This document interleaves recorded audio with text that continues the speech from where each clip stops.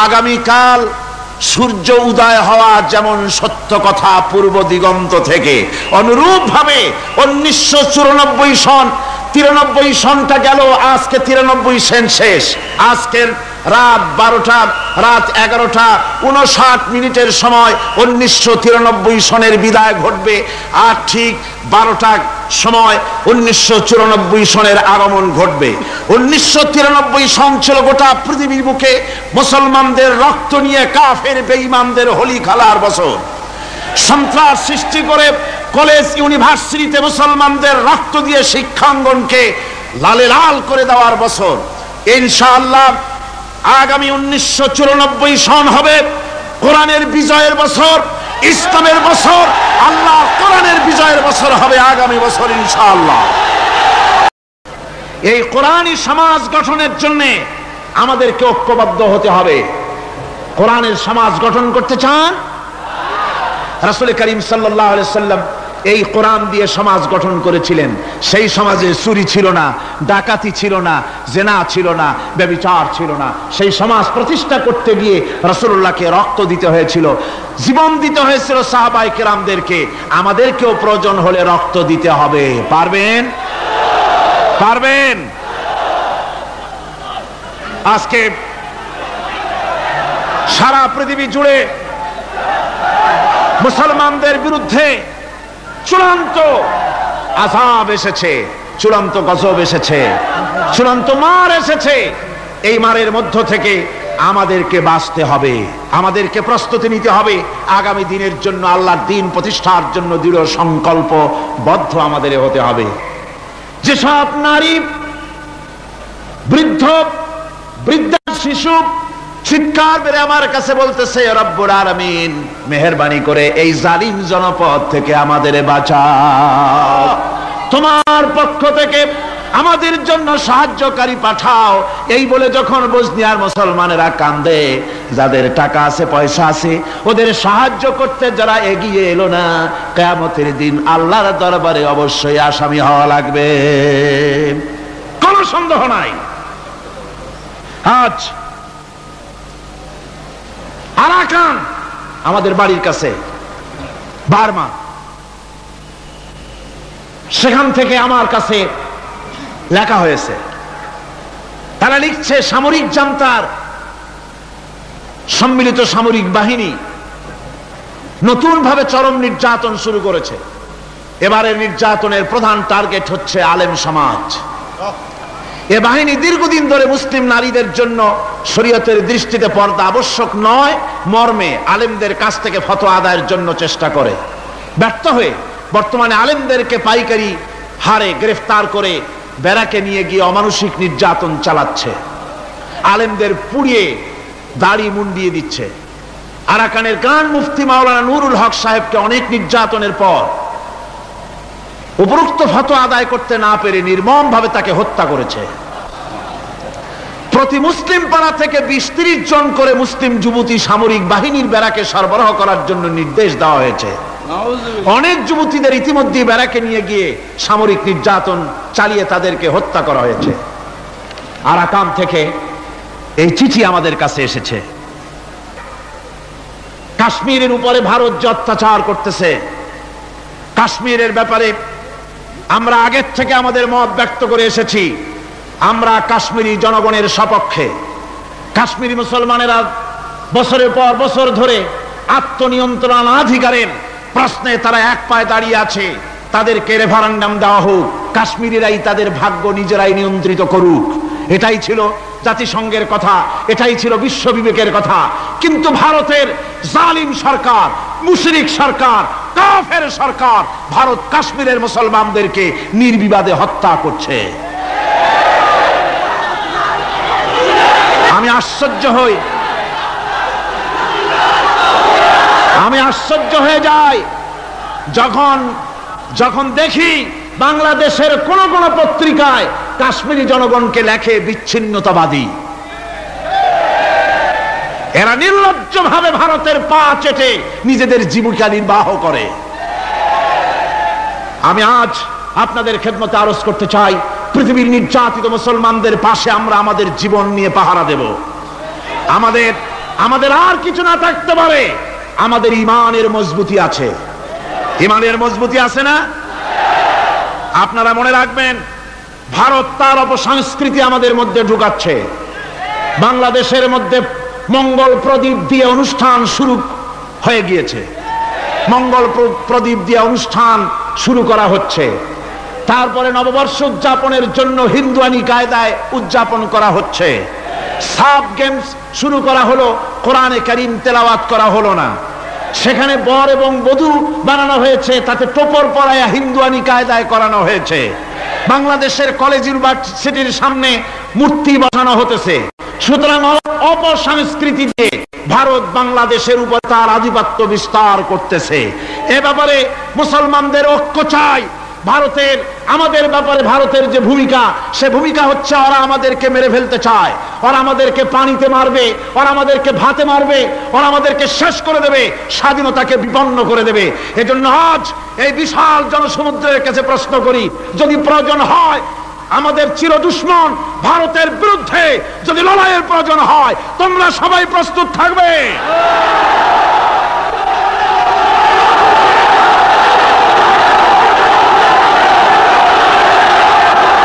আরেকটি কাজ হচ্ছে ঐক্যবদ্ধ হওয়া। কি হওয়া? ঐক্যবদ্ধ হতে হবে আমাদেরকে। ওলামা, মাশায়েখ, পীর বুজুর্গ যারা আছে সকলকেই ঐক্যবদ্ধ হতে হবে। কাদা ছড়াছড়ি বন্ধ করে দিতে হবে। কাদা ছড়াছড়ি করে কোনো লাভ নাই। কাদা ছড়াছড়ি বন্ধ করতে হবে। ঐক্যবদ্ধ হয়ে আলেম, ওলামা, বুজুর্গ সব যদি আমরা এক হয়ে যাই, আমরা দিন প্রতিষ্ঠা করতে পারবো। বাংলাদেশে ওই যে আপনি দেখেন কিছু লোক চিল্লায়, মনে করেন ওদের পত্রিকা আছে অনেক, দেওয়ালের লেখা আর পত্রিকার লেখা দেখে মনে করবেন না যে ওরা অনেক। পুকুরের মধ্যে বিরাট পুকুর, খুব লাফায় পানি, মনে করেছে যে অনেক মাছ বুঝি, পরে জাল ফেলে দেখে যে শুধুমাত্র 3টা পুঁটি মাছ। সারা শহরে ওদের পত্রিকা বেশি, দেওয়ালে তারা লেখে বেশি, তাই বলে মনে করবেন না যে ভারতপন্থী আর রুশপন্থীতে দেশ ভরে গেছে। না, তাওহীদি জনতার উত্তাল ঢেউ চলছে সারা বাংলাদেশে। আলহামদুলিল্লাহ, আল্লাহ রাব্বুল আলামিন আমাদের এসব কথা মেনে চলার তৌফিক দিন, জোরে বলেন আমিন। আর এসব কাজ করার জন্য আমি যুবকদেরকে ডাকবো। ইসলাম প্রতিষ্ঠার জন্য যুবকরা হলো সবচেয়ে বেশি জরুরি। যুবক সবচেয়ে বেশি জরুরি কি? জোরে কোন কি? তাকায় দেখেন তো, মাহফিলে মাথা উঁচু করে না, আপনি যেখানে বসে আছেন আপনার ডান দিকে তাকান, বাম দিকে তাকান, কাদেরে দেখেন? কোন সারা মাহফিলে কাদেরে দেখেন? ও যুবকেরা, কিয়ামতে তোমরাই যাবা বেশি বেহেশতে, তোমরাই যাবে। সুবহানাল্লাহ। বেহেশতে কারা যাবে? যুবকরা যাবে, তোমরা বেহেশতে যাবে। আমি আমার কলেজের ছাত্র, ইউনিভার্সিটির ছাত্র, সমস্ত ছাত্র যুবকদেরকে বলতে চাই, যুবকেরা শুনে নাও, তোমাদের নেতারা ঢাকা থেকে যখন তোমাদের কাছে আসে, যে পার্টি তুমি করো না কেন, তোমাকে টাকা দেয়, অস্ত্র দেয়, নারী দেয়, মদ দেয়, পরের মিটিং ভাঙতে বলে, মিছিল ভাঙতে বলে। তুমি আমাকে বলো, নিজের কাছে নিজে প্রশ্ন করো, তোমার নেতা কি কোনোদিন তোমাকে বলেছে বাবা আল্লাহর দরবারে উঠতে হবে, কিয়ামতে জবাব দিতে হবে, খবরদার 5 ওয়াক্ত নামাজ ঠিক মতো পড়ো, সকালবেলায় কোরআন শরীফ পড়ো, মা বাবার খিদমত করো, আর সত্য কথা বলো, মারামারি কোনোদিন করো না। এমন কথা কোন নেতা তোমাকে কোনোদিন বলেছে নাকি? বলে নাই। তোমার নেতারা তোমাকে লাঠির মতো ব্যবহার করে। আমাদের কথা দেওয়ালে লেখো, আমাদের জন্য এই করো সেই করো, এই সব করে বেড়ায়। আমি যুবকদের বলি, খবরদার আমার যুবক ভাইরা, ফিরে আসো ইসলামের দিকে। তোমাদের রক্তের উপর ইসলাম প্রতিষ্ঠিত হয়েছে, আবার ভবিষ্যতেও তোমাদের রক্ত দিয়েই, তোমাদের শক্তি দিয়েই দিন প্রতিষ্ঠিত হবে। শাহাদাতের মৌতের চাইতে আরামের মৌত আর পৃথিবীতে মোটেও নাই। সুবহানাল্লাহ ওয়া বিহামদিহি। আজকে আপনাদের সামনে 12 জন ছেলে ইসলাম গ্রহণ করবে। আজকে আপনাদের জন্য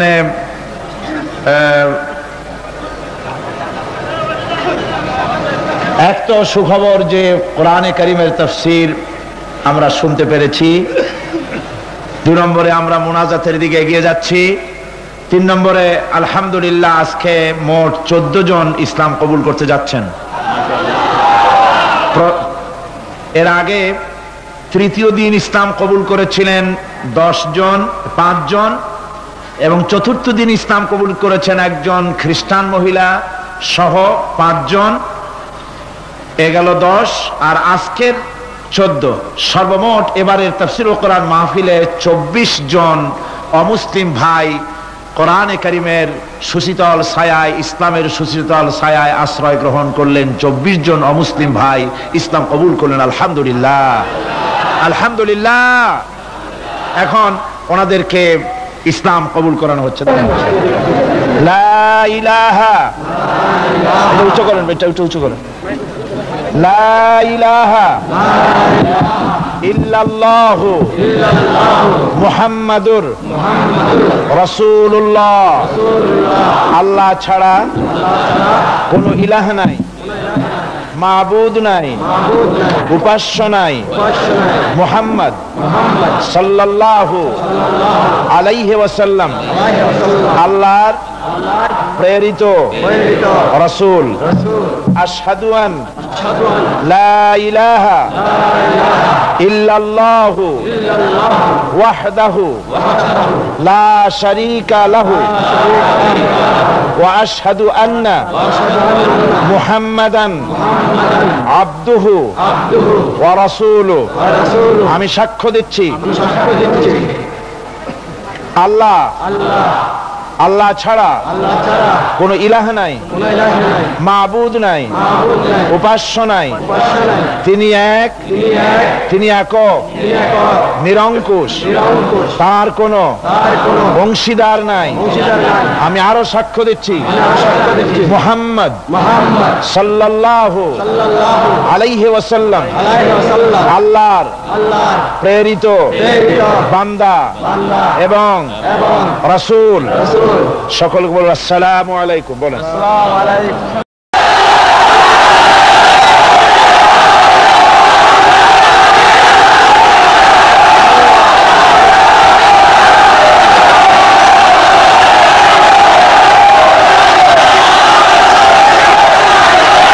আমি আসুন কোরআনে কারীম থেকে আমরা সেই কথাগুলি আলোচনা করি। আমরা আপনাদের সামনে আলোচনা করেছি বিগত 4 দিন কোন সূরা? সূরা আর রহমান। দয়ার সাগর যিনি, তার সূরাই আমরা আলোচনা করছি এবং তার থেকে আমরা সাহায্য কামনা করি। আজকে আসুন আমরা শয়তানের ওয়াসওয়াসা থেকে আল্লাহ পাকের কাছে পানাহ চেয়ে নিয়ে যথারীতি কোরআন থেকেই সরাসরি আলোচনা শুরু করি। আমরা শুরু করছি। الرحمن علم القرآن خلق الإنسان علمه البيان الشمس والقمر بحسبان والنجم والشجر يسجدان والسماء رفعها ووضع الميزان ألا تطغوا في الميزان وأقيموا الوزن بالقسط ولا تخسروا الميزان والأرض وضعها للأنام فيها فاكهة والنخل ذات الأكمام والحب ذو العصف والريحان فبأي آلاء ربكما تكذبان صدق الله العظيم সূরা আর-রহমান। আমরা আপনাদের সামনে আলোচনা করেছিলাম প্রথম দিনে আল্লাহ পাকের রহমান, তার রহমানিয়ত সম্পর্কে, তার দয়া সম্পর্কে বলেছিলাম। গোটা বিশ্ব চরাচরে, গোটা সৃষ্টি জগতে যা কিছু করুণা আল্লাহর, যা কিছু দয়া আল্লাহর, সবচাইতে বড় দয়া, সবচাইতে বড় করুণা, সবচাইতে বড় রহমত যে তিনি মানুষকে কোরআন শিক্ষা দিয়েছেন, আমাদেরকে কোরআন দান করেছেন। এটি হচ্ছে সবচাইতে বড় রহমত। এরপরে দ্বিতীয় দিন আল্লামাল কোরআন এর ব্যাখ্যা করতে গিয়ে দ্বিতীয় দিনে আমরা বলেছি কোরআনে কারীমের পরিচিতি। তৃতীয় দিনে ওই একই আয়াতের ব্যাখ্যা দিতে গিয়ে আমরা বলেছি কোরআনের বৈশিষ্ট্য, কোরআনে কারীমের মর্যাদা, কোরআন কারীমের নাজিলের উদ্দেশ্য। চতুর্থ দিনে আমরা আপনাদের সামনে আলোচনা করেছি ওই একই আয়াতের আল্লামাল কোরআন, একই আয়াতের ব্যাখ্যা করতে গিয়ে কোরআনে কারীমের দাওয়াত, কি জন্য কোরআন পৃথিবীতে এসেছে, দাওয়াতটা কি? সে দাওয়াত ছিল তাওহীদকে প্রতিষ্ঠা করা, শিরককে বর্জন করা, আর জীবনের সকল ক্ষেত্রে আল্লাহর গোলামি কায়েম করে নেওয়া, আল্লাহর গোলামি জীবনের সকল ক্ষেত্রে মেনে নেওয়া।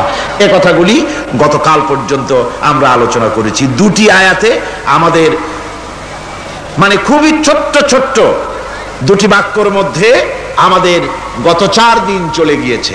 ওই যে বলেছিলাম আল্লাহ রাব্বুল আলামিন বলেছেন, কুল লাউ কানাল বাহরু মিদ, আমার রবের কথাগুলি যদি লেখার জন্য সমস্ত সমুদ্রের পানিগুলি যদি একত্রিত করে কালি বানাইয়া লেখা শুরু হয়ে যায়, সমুদ্রের সমস্ত পানিগুলি সব শেষ হয়ে যাবে, আমার আল্লাহ পাকের, আমার রবের কালেমার ব্যাখ্যা লেখা শেষ হবে না। আজিম কিতাব আমরা পেয়েছি, আলহামদুলিল্লাহ। কোন খুশি হয়ে বলেন আলহামদুলিল্লাহ। এমন এক আজিম কিতাব, বিরাট কিতাব, সম্মানিত কিতাব আমরা পেয়েছি। আশা করি গত 4 দিনের কথাগুলি আমাদের হৃদয়ের কন্দরে অঙ্কিত হয়ে থাকবে, স্মৃতিপটে ভাস্বর হয়ে থাকবে, যার দ্বারা আগামী দিনগুলি আমরা আমাদের জীবনকে সুন্দর করতে পারবো, মার্জিত করতে পারবো, কোরআনে কারীমের আলোকে জীবন গড়তে পারবো। আল্লাহর কাছে তৌফিক চাই, সবাই বলুন আমিন। আজকে আপনাদের সামনে আলোচনা করতে চাই খলাকাল ইনসান আল্লামাহুল বায়ান। তিনি মানুষ সৃষ্টি করেছেন। আজকে আপনাদের সামনে বলা হবে মানব সৃষ্টি রহস্য। আল্লাহ পাক যেহেতু সৃষ্টিকর্তা, তিনি সৃষ্টি করেছেন। আমাদেরকে কে সৃষ্টি করেছেন বলুন? সকলে বলুন, আমাদের স্রষ্টা কে? তিনি আমাদেরকে সৃষ্টি করেছেন। যেহেতু তিনি আমাদের সৃষ্টি করেছেন, সেহেতু আমাদের সঠিক রাস্তা, সঠিক পথ বলে দেওয়ার দায়িত্ব কার? সেই আল্লাহ পাকের। যেহেতু সৃষ্টি করেছেন তিনি, রাস্তা বলে দেওয়ার দায়িত্ব সেই আল্লাহ পাকের। কোরআন মাজিদে এই কথাটি অনেক জায়গায় আল্লাহ পাক বলেছেন। যেমন সূরা আল-লাইলের ভিতরে বলা হয়েছে ইন্না আলাইনা লাল হুদা, আমার উপরে এটা দায়িত্ব, পথ কর্মপদ্ধতি পরিদর্শন করা, প্রদর্শন করা, রাস্তা দেখানো, এটার দায়িত্ব হচ্ছে আমি আল্লাহ পাকের। রাস্তা দেখাবেন কে? আল্লাহ পাক। অনেকে বলে যে আল্লাহ পাক কি রাস্তা দেখাবেন? কি হয়েছে ভাই? ভিডিও শুনলে একটু বসুন, আমি বলি শোনেন আপনারা। বিষয়টা হচ্ছে, আমি বুঝতে পেরেছি আপনাদের অসুবিধা এতটুকু যে আপনারা আমাকে দেখতে পাচ্ছেন না। তবুও আমি মাঝে মধ্যে ওই ভিডিওর এপাশ ওপাশ করব যাতে করে দেখতে পান। ভিডিওটা সরাবার জন্য অনুরোধ করবেন না, কারণ এই ভিডিওর মাধ্যমে আপনারা তো সরাসরি তাফসীর শুনছেন আর দেখছেন। এই ভিডিওর মাধ্যমে গোটা পৃথিবীতে বাংলাদেশি মুসলমান দুনিয়ায় যত জায়গায় আছে, এই ভিডিও চলে যাচ্ছে ইউরোপে, আমেরিকায়, মধ্যপ্রাচ্যে। আর এর দ্বারা অনেক ইহুদি, অনেক খ্রিস্টান, অনেক বৌদ্ধ, অনেক হিন্দু, অনেক মজুসি ইসলাম কবুল করার সুযোগ পাচ্ছে। বলেন রব্বানা লাকাল হামদ। একটুখানি আমাকে না দেখার এই কষ্টটুকুন বরদাস্ত করুন, একটু ধৈর্য ধরুন। তবু আমি আপনাদেরকে উকি ঝুঁকি মারবো যেন দেখতে পান। আপনাদের এই ধৈর্যের কারণে আল্লাহ সুবহানাহু ওয়া তাআলা আপনাদেরকে মেহেরবানি করবেন, আপনাদেরকে রহমত করবেন। আমরা সবাই বলি আমিন। ভাইরা আমার, আল্লাহ পাক পথ দেখিয়েছেন, আল্লাহ পাক রাস্তা দিয়েছেন। মরুভূমির ভিতরে যে রব্বুল আলামিন পথের নিশানা তৈরি করে দিলেন, যেখানে গভর্নমেন্ট রাস্তা বানাতে পারে না, মরুভূমির ভিতরে যিনি পথের নিশানা বানালেন মানুষ যেন না হারায়, যে আল্লাহ রাব্বুল আলামিন দুর্গম পাহাড়ের ভিতরে গিরিপথ তৈরি করে দিলেন মানুষ যেন হারায় না যায়। সমুদ্রের ভেতরে নাবিকরা দিনের বেলায় সূর্যের আলো দেখে পথ চলে, রাতের আধারে সে যেন গভীর সমুদ্রের ভিতরে হারায় না যায়। আল্লাহ তাই আকাশের ভিতরে তারকা মণ্ডলী খচিত করে রেখেছেন। সমুদ্রের নাবিকেরা, জাহাজের নাবিকেরা তারকা দেখে দেখে পথ নির্ণয় করে নেন। যে মাবুদ রাস্তা বানালেন জঙ্গলের ভিতরে, পাহাড়িয়া এলাকার ভিতরে, যে মহান প্রভু রাস্তা বানালেন, নিশানা বানালেন মরুভূমির ভিতরে, যিনি রাস্তা দেখায় দিলেন গভীর সমুদ্রের ভেতরে, সেই আল্লাহ রাব্বুল আলামিন আমরা দুনিয়ার বুকে মানুষেরা অন্ধকারে মরবো, রাস্তা হবে না, এমনটি তো হতেই পারে না। আল্লাহ রাব্বুল আলামিন আমাদের জন্য রাস্তা বানাইছেন। মহান আল্লাহ রাব্বুল আলামিন বলেন, وعلى الله قصد السبيل ومنها جائر। আল্লাহ পাক বলেন সোজা রাস্তা, সোজা পথ বলে দেওয়ার দায়িত্ব আমি আল্লাহ।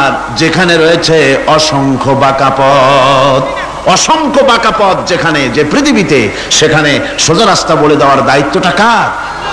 জোরে বলেন কার? আল্লাহ শুধু সৃষ্টি করেন না, সৃষ্টি করেন, শিক্ষা দেন, পথ বলে দেন, পথটাও বাকি রাখেন না, পথটাও তিনি বলে দিয়ে দেন। হযরতে মূসা আলাইহিস সালামের কাছে ফেরাউন প্রশ্ন করলো, তুমি যে রবের দাবি করছো যে একজন রব আছেন, সে রবের পরিচয় কি? তোমার সেই রব কে? হযরতে মূসা আলাইহিস সালাম যে জবাবটা দিলেন, কি সুন্দর জবাব! এক কথার ভিতরে সমস্ত কথা সন্নিবেশিত হয়ে গেছে। ফেরাউনের প্রশ্নের জবাবে রব কে, এ কথার জবাব দেওয়া যায়, হাজার হাজার পৃষ্ঠা লেখা যায় রবকে, তার পরিচিতি। আমি যদি এখন শুধু রব শব্দের ব্যাখ্যা করি, তাফসীর করি, রাত শেষ হয়ে যেতে পারে, ইনশাআল্লাহ ব্যাখ্যা দেওয়া যাবে। কিন্তু মূসা আলাইহিস সালাম কি সুন্দর একটা জবাব দিয়া দিলেন রবকে। শোনো, রব্বুনাল্লাযী আ'তা কুল্লা শাইইন খালকাহু সুম্মা হাদা।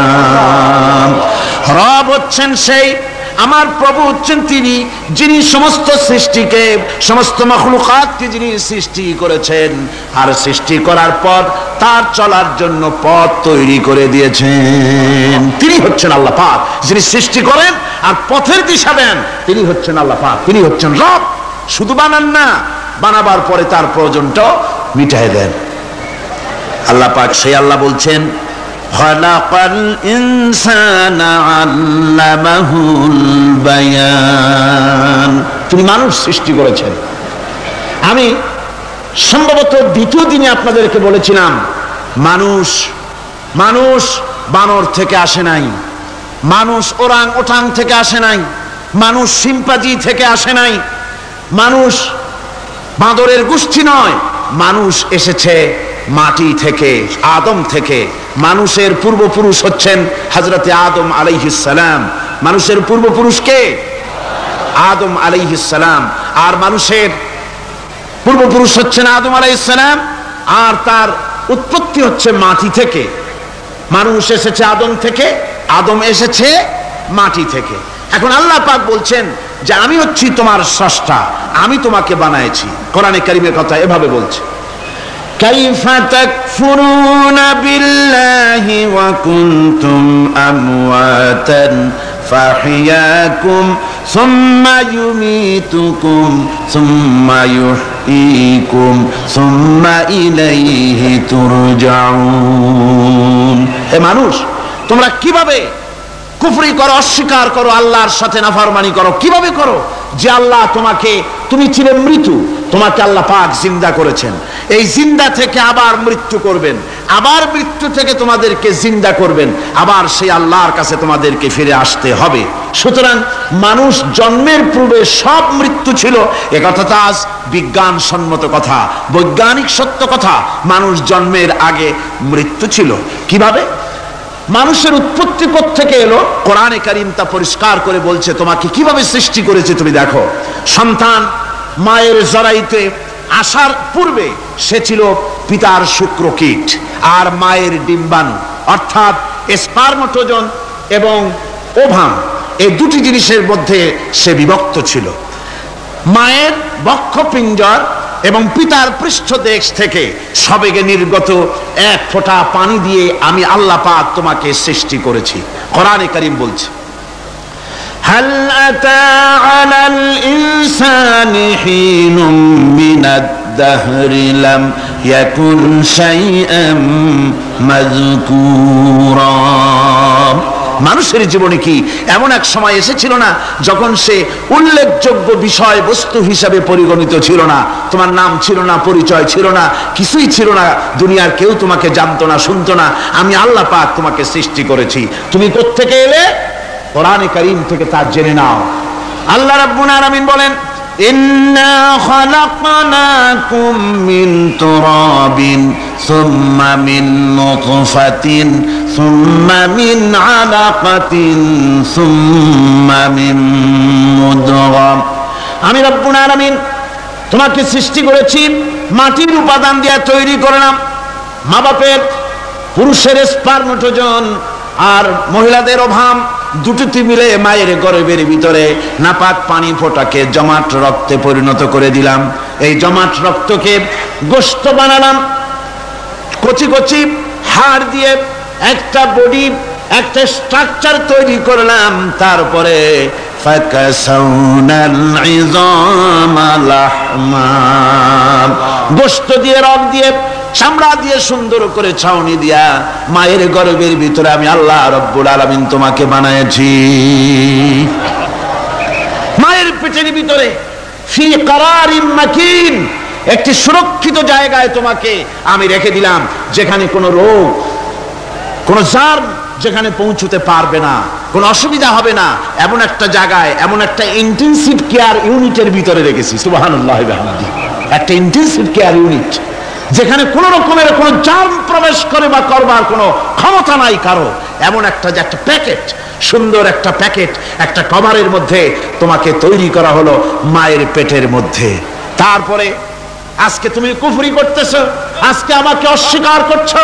ওই গর্ভের ভেতরে আমি ইচ্ছে করলে রক্তের পিণ্ডের আকারে মায়ের গর্ভ থেকে আবর্ষণ করে দিতে পারতাম, দুনিয়ার মুখ দেখতে পারতে না। মায়ের পেটের ভেতর থেকে মরা সন্তান হিসাবে বের করে দিতে পারতাম, বিকলাঙ্গ করে বের করে দিতে পারতাম, পঙ্গু করে বের করতে পারতাম, পারতেন না? আল্লাহ রাব্বুল আলামিন বলেন, কেমনে বানালাম? খলাকাল ইনসান, মানুষ আমি সৃষ্টি করেছি মায়ের পেটের ভিতরে বসে। যখন ক্ষুধার উদ্রেক হলো, রুহু যখন এসে গেল, ক্ষুধা লাগলো, খাবারের প্রয়োজন হলো, আমি কেমনে খাওয়ালাম?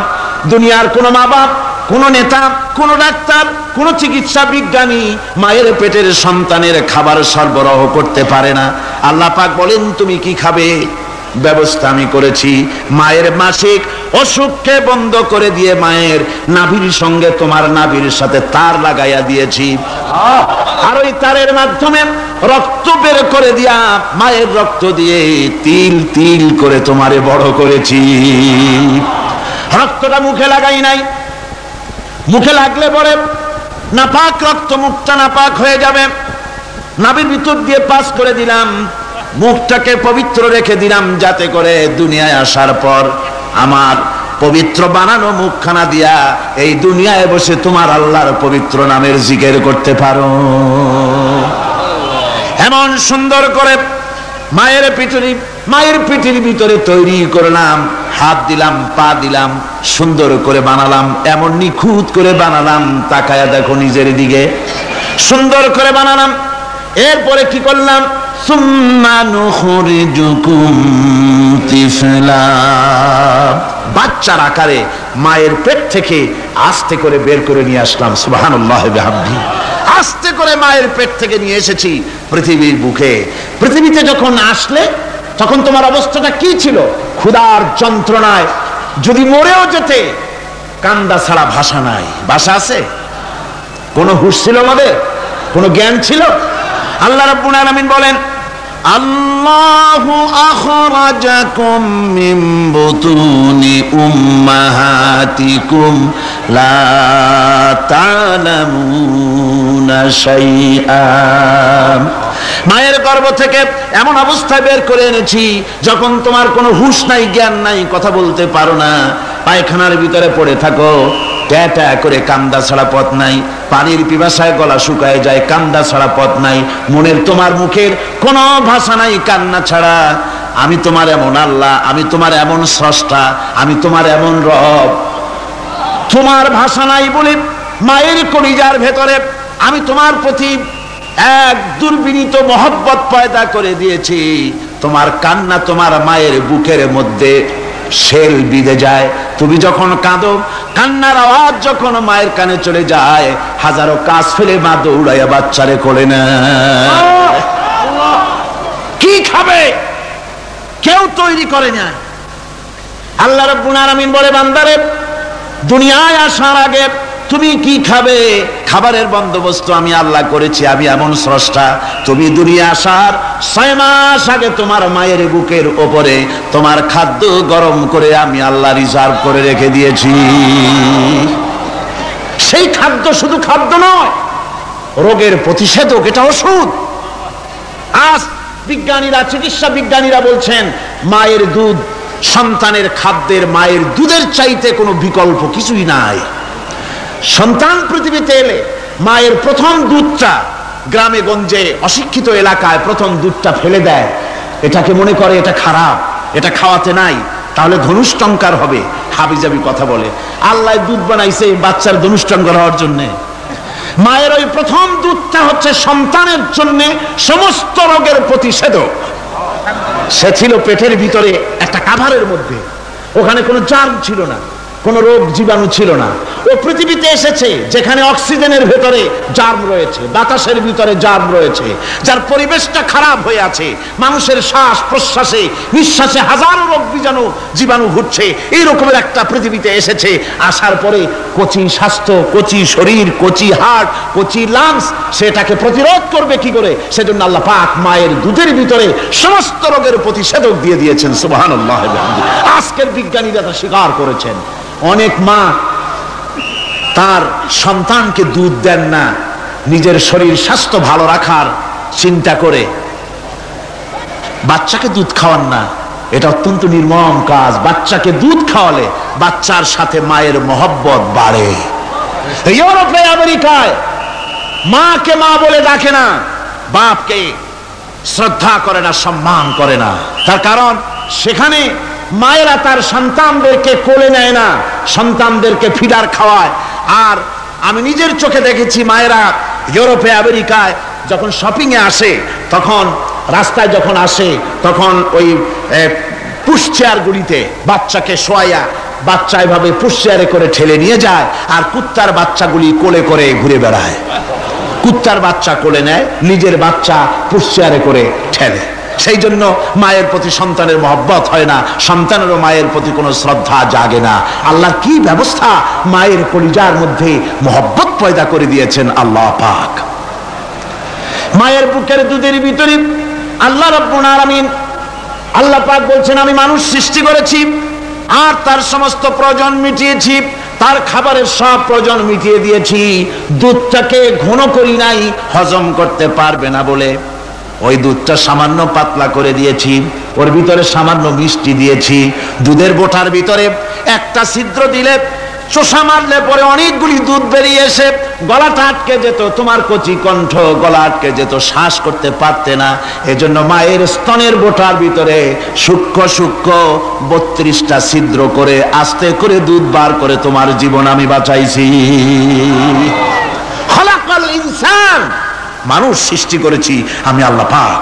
সুতরাং যে আল্লাহ পাক এ মানুষ সৃষ্টি করলেন আর মায়ের কলিজার ভিতরে মহব্বত পয়দা করে দিলেন, সে আল্লাহ পাক বলছেন, খবরদার ওই মাকেও যেন আবার ভুলে যেও না। মাকে সম্মান করে করো, মা বাপকে মহব্বত করো, তাদেরকে শ্রদ্ধা করো। বউ পাইয়া, সুন্দরী স্ত্রী পেয়ে মায়ের কথা ভুলে যেও না।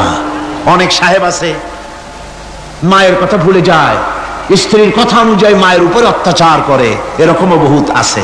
আল্লাহ পাক বলছেন, শোনো, وَقَضَى رَبُّكَ أَلَّا تَعْبُدُوا إِلَّا إِيَّاهُ وَبِالْوَالِدَيْنِ إِحْسَانًا।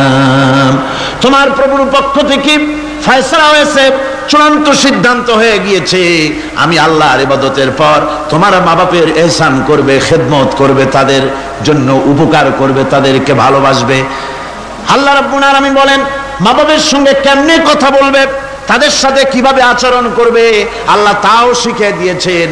আল্লাহ পাক বলেন, ওয়ালা তাকুল লাহুমা وقل لهما قولا كريما মা বাবার সাথে সম্মানজনক কথা বলো وقل لهما قولا كريما সম্মানজনক কথা বলো মাথায় ঝাঁকি দিয়ে রাগ করে চোখ মোটা করে কথা বলো না তুমি সন্তান তোমার জন্য সবচাইতে বড় পীর তোমার আব্বা তোমার আম্মা ঠিক কি না কর ছেলের জন্য মেয়ের জন্য সন্তানের জন্য সবচাইতে বড় পীর কে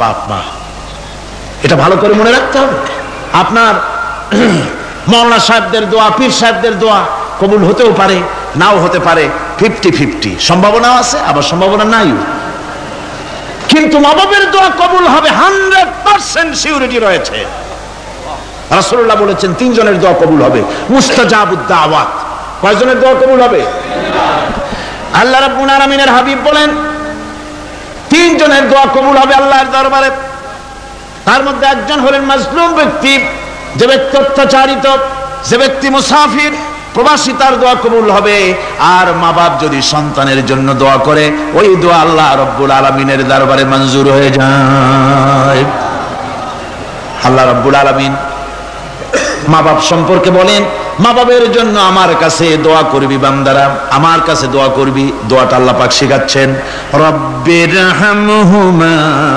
কামা রব্বায়ানি সগীরা পড়েন সবাই রব্বিরহামহুমা কামা রব্বায়ানি সগীরা একটু জিকির করেন লা ইলাহা এটা ফ্যান আনতে হবে মাস্ক লা ইলাহা ইল্লাল্লাহ লা ইলাহা রাসূলুল্লাহ আমার ভাইরা আল্লাহ পাক শিখাচ্ছেন বান্দা তোর মা বাবার জন্য আমার কাছে দোয়া কর আল্লাহ রব আয় আমার প্রভু আমার মা বাপ যেমন ছোটবেলায় আমাকে স্নেহের কোলে লালন পালন করেছে আয় আমার আল্লাহ তুমি আমার মা বাপকে তোমার রহমতের কোলে লালন পালন করো আল্লাহ শিখাই দিয়েছেন আমার ভাইরা প্রত্যেক নামাজের পরে এই দোয়াটা ভুলে যাবেন না ভুলে যাবেন আমার ভাইরা আমার বোনেরা সবাই প্রত্যেক নামাজের পরে পড়বেন রব্বিরহামহুমা কামা রব্বায়ানি সগীরা এই দোয়া করতে কেউ ভুলে যাবেন না আল্লাহ রাব্বুল আলামিন বলে বান্দারে ووصينا الإنسان بوالديه إحسانا حملته أمه كرها ووضعته كرها আল্লাহ পাক বলেন আমি পৃথিবীর সমস্ত মানব মণ্ডলীকে উপদেশ দিয়েছি মা বাপকে সম্মান করো শ্রদ্ধা করো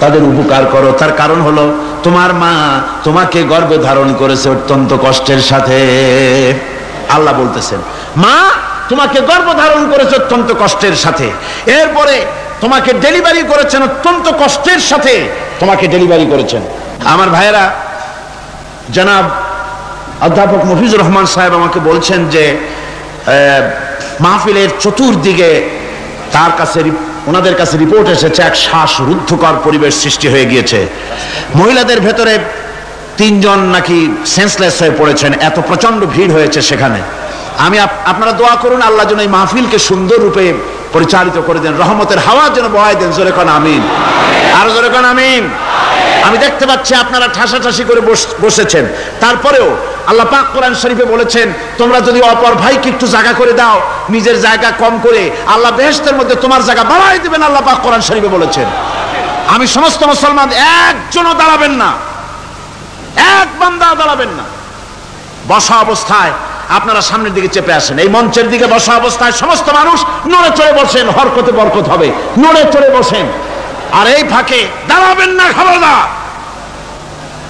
বসা অবস্থায় মঞ্চের দিকে চেপে আসেন আর জোরে সোরে মহব্বতের সাথে জিকির করেন লা ইলাহা ইল্লাল্লাহ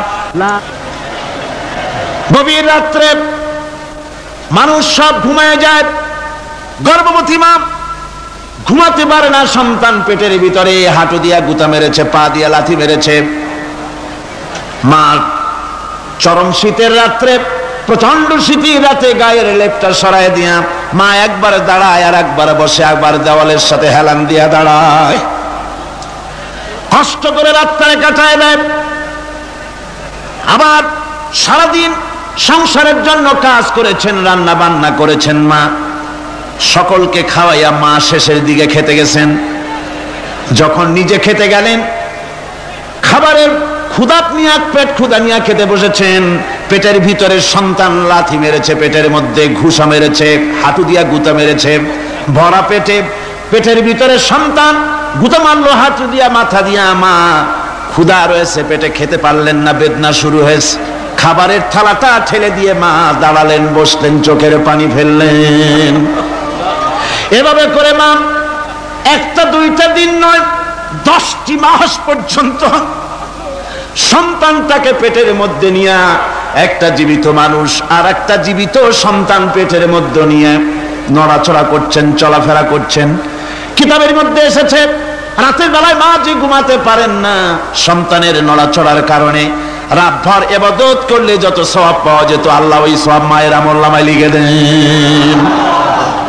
সন্তান পেটে থাকার কারণে খেতে পারে না, পেট ভরে ক্ষুধায় কষ্ট পায় মা। এই জন্যে 10 মাস ধরে রোজা রাখলে যে সওয়াব হতো, আল্লাহ রাব্বুল আলামিন মায়ের আমলনামায় রোজার সওয়াব লিখে দেন। 10 মাস পুড়ে গেল, সন্তান ডেলিভারির সময় চলে এলো। মায়ের মন বিমর্ষ, সন্তান ডেলিভারি হবে, না জানি মরে যাই নাকি, না জানি অপারেশন লাগে নাকি, কি অবস্থা হবে। মা খেতে পারে না, মুখটা শুকায়া যায়। ডেলিভারির সময় যখন আসে, মা বাবার কাছ থেকে বিদায় নিয়ে যায়, স্বামীকে একান্তে গোপনে ডেকে নিয়ে বলে, প্রাণের স্বামী, দীর্ঘদিন একসঙ্গে ঘর কন্যা করেছি, অপরাধ হয়ে যেতে পারে, আমারে মাফ করে দিও। আমার মনে হয় এবার আমি আর বাঁচবো না। সংসার থাকলো, চাবি থাকলো, সব বুঝে নাও, আমারে মাফ করে দিও। মা চলে গেল সতিকা গৃহে, ক্লিনিকে চলে গেল, অপারেশন থিয়েটারে চলে গেল, অথবা ডেলিভারির জায়গায় চলে গেল। ডেলিভারি পেইন শুরু হয়ে গেল, বেদনা শুরু হয়ে গেল। এক একটা বেদনা যেন মায়ের এক একটা মৃত্যু যন্ত্রণা শুরু হয়ে যায়। এমন যন্ত্রণা, প্রসব বেদনা দুনিয়ার ভুক্তভোগী মা ছাড়া আর কেউ জানে না। এই চরম বেদনার ভেতর দিয়ে, চরম কষ্টের ভিতরে মা যখন একটা বাচ্চা প্রসব করলো, জিহাদের ময়দানের মতো মা রক্তাক্ত হয়ে গেলেন, সন্তান দুনিয়ায় এলো। মা তখন অস্থির থাকেন। এত বড় বিরাট কষ্টের ভিতরে আল্লাহ রাব্বুল আলামিন বলেন, সন্তান যখন ডেলিভারি হয়ে গেল, মায়ের মনের ভিতরে আমি তখন এই ফিলিংস, এই টেন্ডেন্সি জাগ্রত করে দিই, দেখ কি হয়েছে। মা তখন দেখতে চায় কি হয়েছে।